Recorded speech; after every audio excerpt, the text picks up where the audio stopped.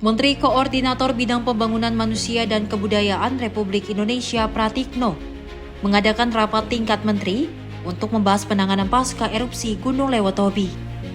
Rapat ini dihadiri oleh beberapa pejabat dan perwakilan kementerian, di antaranya Wakil Menteri Pekerjaan Umum dan Perumahan Rakyat Diana Khususmatuti, Kepala Badan Nasional Penanggulangan Bencana, beberapa perwakilan kementerian lain yang terkait dengan infrastruktur dan sosial, hingga bupati dan kepala daerah terdampak untuk melakukan konsolidasi program penanganan bencana bersama pemerintah pusat.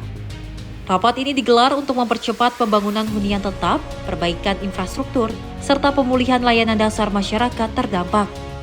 Adapun fokus utama rapat adalah percepatan pembangunan hunian tetap atau HUNTAP di kawasan aman Lewatobi, sekaligus penanganan pasca bencana di 11 kabupaten yang hingga kini belum tuntas. Lebih lanjut, BNPB juga akan melakukan verifikasi kebutuhan daerah terdampak sebelum Kementerian Keuangan menyalurkan hibah lanjutan. Kita akan mempercepat untuk penyelesaian pembangunan HUNTAP, hunian tetap, dan itu di saat yang bersamaan kita juga harus menyiapkan tentang akses jalan, kemudian dan juga fasilitas-fasilitas yang lain. BNPB menyebut meski erupsi Lewatobi terjadi sejak 2 tahun lalu, status tanggap darurat masih berlaku.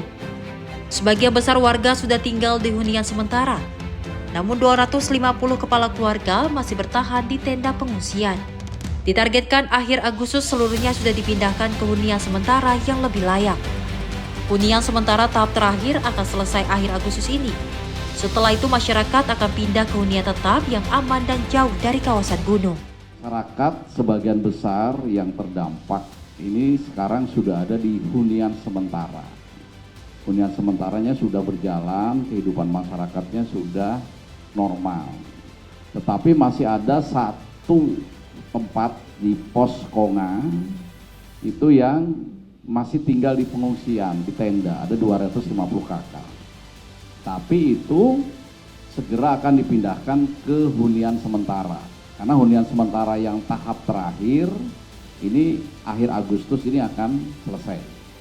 Sehingga di akhir Agustus semua masyarakat terdampak ini nanti sudah pindah di hunian sementara. Hunian sementara dibangun di tempat yang aman, yang jauh dari kawasan gunung.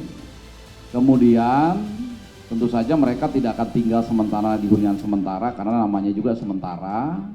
Ini proses mereka akan dipindah ke tempat yang permanen atau namanya hunian tetap atau rumah tinggal setelahnya. Gubernur Nusa Tenggara Timur Melkiades Lakalena menyampaikan dukungan penuh atas konsolidasi antar pemerintah pusat dan daerah dalam program penanganan bencana di Flores Timur.